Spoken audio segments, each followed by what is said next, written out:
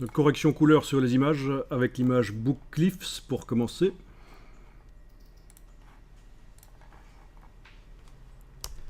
Voilà. Dans mon cas, vu que mon Photoshop est réglé d'une certaine manière, je suis obligé d'attribuer le profil sRGB.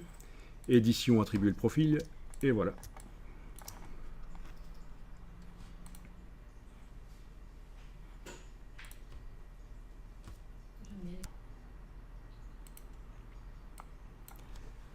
Alors voilà, bon, on a un ciel qui est fort bleu, on va voir si on peut travailler sur lui.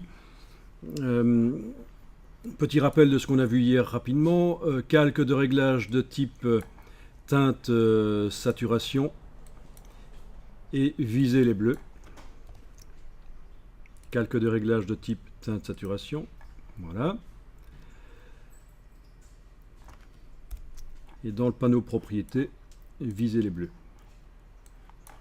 Et puis après, je vous montre une autre manière de modifier des parties d'image. Enfin, du cyan plutôt. C'est du cyan, je dis bleu, mais en fait c'est du cyan. Ici. Voilà.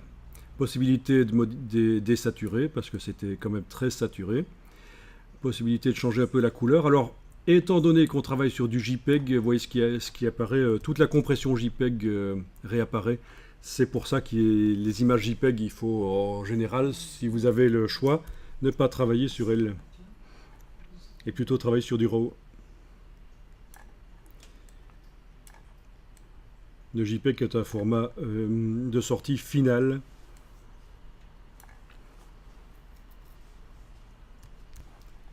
Avec le même calque de réglage, on peut aussi travailler sur les jaunes. Hier, on avait fait deux calques de réglage, un pour les bâtiments et un pour la piscine. Mais ici, on peut travailler dans le même calque de réglage, un réglage sur ce qui concerne le jaune, voilà, j'ai désaturé, et un réglage que j'ai déjà fait là pour le cyan. Je vais peut-être agrandir le réglage et bouger un peu le curseur pour mieux cibler, vous voyez.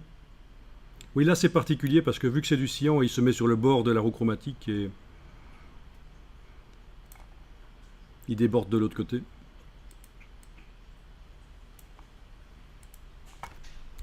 Voilà, bon. Ça, c'est donc ce qu'on avait fait hier du réglage teinte saturation ciblé. C'est pas mal.